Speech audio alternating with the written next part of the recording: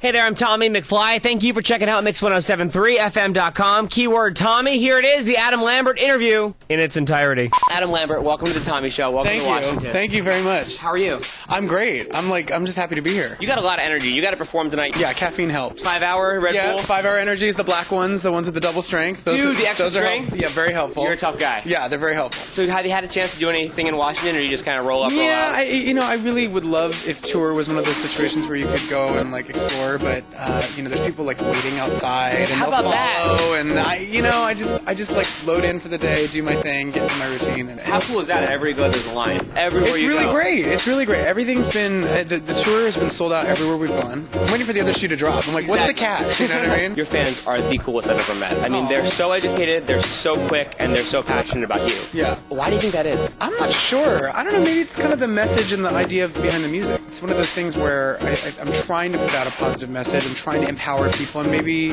an intelligent listener gets that from the music and appreciates it. Are you writing a lot of the second album? I haven't started yet, but I will be writing on a lot of it, and I can't wait to do it. It's going to be really good. I have a lot of things in store for it.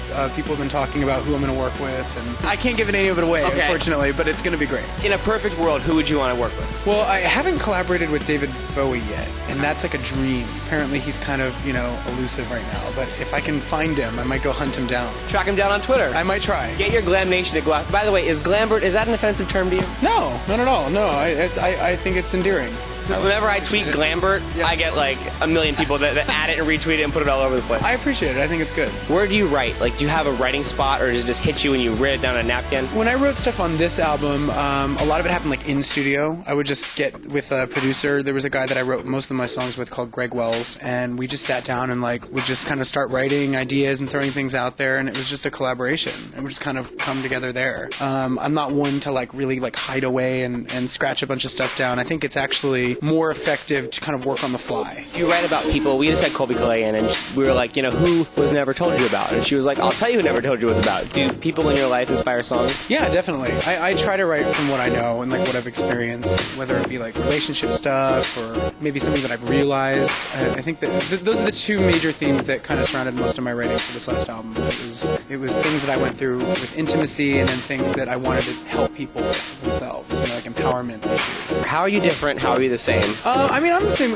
Luckily, this happened to me a little bit later in my life. I think if I had been a teenager in my early 20s when this all happened, I would be I'd be lost. I would probably be a mess. I'm the same guy. I think I'm just busier. I have, more to do. I live in a nicer place, stuff like that, basic stuff. At the heart of it, I think I'm still the same person. What's been your major rock star purchase? The pad situation definitely was an upgrade. I was living in a studio apartment in Hollywood, and it was small and cramped. And then after Idol and everything, I was renting a house in the Hollywood Hills that was a big step up for me. Are there any huge stars you still get nervous around? Anyone you want to meet?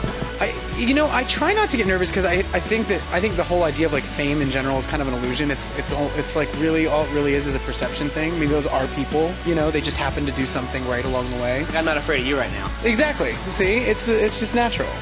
But Madonna was intimidating. It was crazy. It was weird. I mean, that was the one time where my heart started racing. I was like, oh my God, it's Madonna. Oh, I think it's because I grew up watching her, and she's such an icon, and she's changed so much of the pop scene and what we know to be a pop star that I think that's why I was intimidated by her. When you go out on stage, you've got a whole show. I'm looking at your outfits right here. Who designed these? There's a woman named Trish Somerville. She's a stylist and costume designer, and we kind of did it together. We've got a purple leather jackety kind of thing with some fur on the shoulders. Some fringe. That's the beginning. That's the first look. And then if you look back, see that black with the rhinestones on the wrist?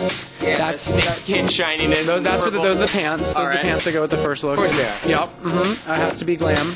There's rhinestones on everything, as you can see. There's some feathers on a hat that I wear in the beginning, though. There's a top hat. We just work together. I like working in a team with everything. I like just throwing my ideas in and someone contributing theirs, and then we come up with a product. How fast does it take change? I mean... Well, most of the stuff... They seem very elaborate. They are. I mean, naturally. The blue and the black outfit right there, that kind of the vest and the pants together, that's a big change. That takes a second. That's midway through the show. Everything else is kind of added on. A full second? No. It's a good... God, you're so slow. God! It's a good 3 minutes, that one. That change. And the band's jamming out on stage, and I go backstage, and I'm usually really sweaty, so it's difficult to get out of the pants. But the other stuff, it's we just add it on to what I'm wearing. So the other stuff's pretty quick. Okay. Yeah. You're like a transformer. Yeah, I don't know, something like that. So now, we're talking about you going on stage. We're doing an audio interview now. You're not glammed up right now. How long Definitely does not. it take to get glammed? It takes about 45 minutes, I would say. I usually like to, on a show day, I usually like to exercise a little bit to get going. As you can see, there's a stationary bike did you make right him here. bring that in? Yeah. I gotta get my heart rate up. I gotta What's your get my fastest sweat on. speed? I don't know. I just go for like 20 minutes, 25 minutes, so that I like. It's on your iPod while you're spinning. Oh, everything. I mean, I love to believe it was the Mix 107.3. Yeah, no, how did you know? Exactly. That's it. Yeah, no, You scream it wherever you go. I like do like remixes of things, you know, so that I have like the beat. Get the sweat on, shower, and then I'm a makeup artist and I start. Yeah. Same makeup artist that travels with you? Yeah. Are you able to go out, glam or no glam, ever anymore? Sometimes. It depends on where we are. I mean, with this tour, I've really been trying to save my energy for what I do on stage, so the majority of the time spent off stage is spent kind of resting and relaxing. There's been a couple nights here and there. Hopefully we'll get even more into a groove. We're about show, 13 now? Is that a victory when you're like, yes, I went to the grocery store and no one caught me? Yes, it is a victory, yeah. Baseball hats and glasses are my friend. But sometimes you have to be careful with the baseball hat and glasses because it almost draws more attention. Slash Unabomber. Yeah, exactly. gotta watch Glasses indoors is like a little bit suspect, I think. What's one thing that we don't know about you? That's such a stupid interview cliche question. The problem is I think everybody knows everything at this point. Everybody's asked everything, and I usually answer everything. Are you cool with that? Yeah. Here's why I brought this up, and I'm glad you said this, because I put it out on Twitter, what should I ask at Adam Lambert? And 700 replies later. And I want to see if it's practically. something that I haven't been asked before. Let's try I it. wish I had my BlackBerry, but some of the best ones were, when are you going to Europe for a tour? We are in the fall. None of the dates have been totally confirmed yet, but I believe the second half of September we're shipping off. I think to the South Pacific, Australia in there, and then November, December. Dream collaboration, we kind of talked about that a little bit. Bowie would be one. I'd love to sing with Christina Aguilera. I think that would be really cool. Her voice is nuts, you know. She has that burlesque movie coming out. I know, I want to see it. Okay, cool. That sounds good. And you might throw me out for asking this, but they wanted to ask, and I'll prove it to you. Okay. Nipple piercing, 1, 2, none. None of your business. Ha I told you, tweeps.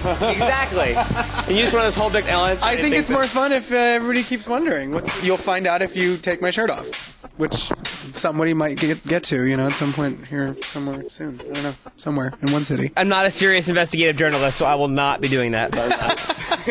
Get your hands off me! There's no video. I can't prove that I didn't. Damn it. I really appreciate the time, man. Thank you.